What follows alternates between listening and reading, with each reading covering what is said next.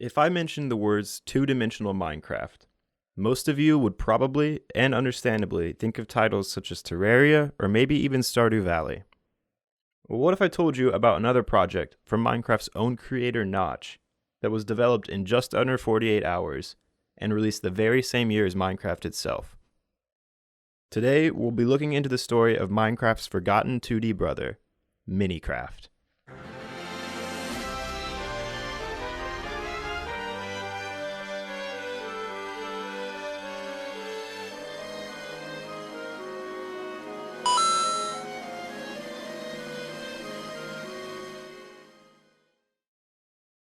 So let me rewind a little and give a bit of a timeline. Marcus Persson, more commonly known as Notch, began developing a simplified version of Minecraft in 2009 under the name Cave Game. In December of 2010, this went into beta, and in November of 2011, Minecraft was officially released to the world. 2 weeks later, on December 1st, 2011, Notch gave over full creative control of Minecraft to his co-designer, Jeb. This same month, he would take part in the 22nd Ludum Dare competition, a 48-hour game developing challenge. This is when Minicraft was born. Minicraft features two-dimensional top-down graphics, similar in style to something like the early Legend of Zelda games. This top-down style is what sets it apart from the much more developed, side-scrolling mining game Terraria. The direction of the game is much like its older brother Minecraft, in that what you do is mostly up to you as the player. You roam an infinitely generated world, you can mine stone, cut down trees, craft items, fight enemies, and even build a home. This is all pretty impressive for being made in only 48 hours by one man.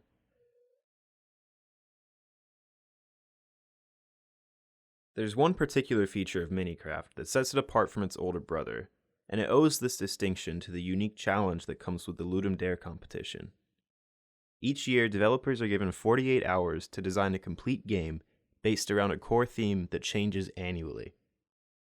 In December of 2011, the theme that bound Minicraft was simply the word, alone.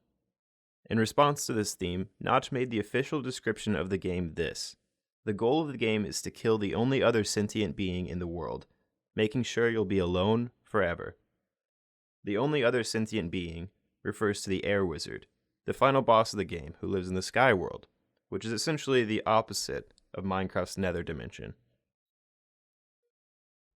Okay, so this next part of the video wasn't really scripted with the rest, but while I was playing the game to get footage for this, I discovered so many things I didn't actually even know about it, so I just want to give like a little bit of a gameplay montage to show you how many things you can actually do in this mini game.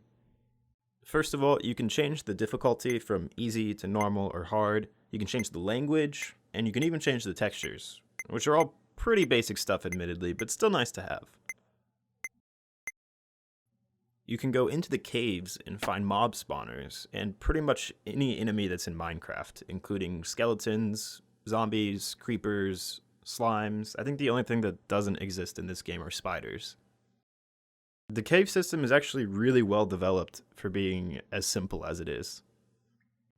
In fact, if you build up all the supplies and go to the Sky Dimension and fight the Air Wizard, which is quite the challenge, I'll say, you actually unlock deeper and deeper levels to the caves, which kind of turns the game into a bit of a dungeon crawler that maybe even might have inspired Minecraft Dungeons a little bit. If you go deep enough into the caves, there's actually what I can only describe as pretty much the equivalent of a nether fortress. There's pretty good loot here, and even snakes to fight, of all things.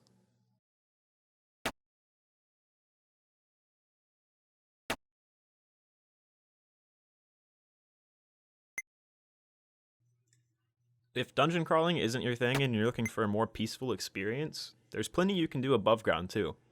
There are different biomes to explore, animals to herd, houses to build, and even lakes to swim and fish in, interestingly enough. Okay, so at this point you're probably asking, what happened to Minicraft? And the answer to that is actually a pretty interesting story. Like I said a bit ago, Notch left Minecraft shortly before starting work on Minicraft, although I doubt it was to work on Minicraft, seeing as how successful Minecraft was. This left him with lots of free time and plenty of funds from Minecraft's success. Since people showed some interest in his new game, at the end of 2011, he announced that he was beginning work on a Minicraft 2, whose title would later be changed simply to Mini Tail. Unfortunately, as Minecraft became ever more successful, the reality of a Minicraft sequel faded into history and was never completed. However, this would not yet be the end of Minicraft's story. Under the rules of the Ludum Dare competition, all games made during the 48-hour window had to release their source code upon completion. This meant that Minicraft was free from any and all copyright laws, which inspired die-hard fans of the game to try and keep it alive. In the years following its release, Minicraft would see many fan-made ports and updates. In 2012, Minicraft Deluxe was released, which added a small number of features, including bows and boots. In 2013, a version called Minicraft Plus was released that remains playable to this day. It's actually the version I played to get footage for this video, since it includes a creative mode as well. Not only did this version add multiplayer support, as well as new foods and tools, but it also introduced many mobs from Minecraft, such as cows, pigs, and sheep, which all helped the game live up to its older and much more successful brother. There's plenty more to check out in Minicraft than just what I've shown you. If you haven't yet, I would definitely encourage you to download it and try it out for yourself. And since Minicraft Plus has multiplayer support, you can even hop on with your friends and struggle through the 8-bit world together. Honestly, it would be a shame for something like this to continue to be neglected. Which brings me to my next point. Why did Minicraft die off so suddenly? At the time of its creation, it was big news. Even just Googling the words 20-second Ludum Dare returned countless articles about the game, which didn't even win the competition. It had a lot of buzz around it and even a sequel announced. What happened? Well, really the only way I can answer that is with speculation. It seems to me that Minicraft was very much overshadowed by Minecraft in both the public eyes and in notches. 2012 was arguably one of Minecraft's biggest years of growth, and it's no wonder that this success would push the less lucrative Minicraft out of the way.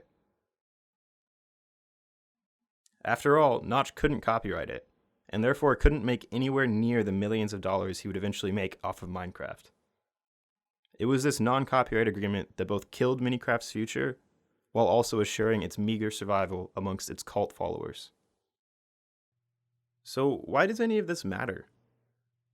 Why should we care if Minicraft is forgotten? And why am I even making a video about the topic? Well, really, I can't give you anything other than personal reasons.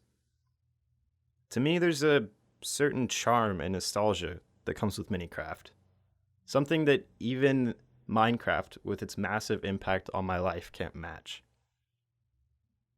Essentially, it is Minecraft, but developed under much tighter constraints and therefore a lot simpler because of it. I think in this simplicity is where that charm comes from. The noises are reminiscent of something you'd hear at an arcade. The graphics remind me again of the early Legend of Zelda games. And in whole, it feels like something I could have played in my childhood on my Nintendo DS. And because of that, it has a level of charisma to me entirely separate from Minecraft. And I think the fact that it's only been kept alive by fans in these long years since its release just adds even more charm to it. There's clearly love for this game, no matter how forgotten it may seem.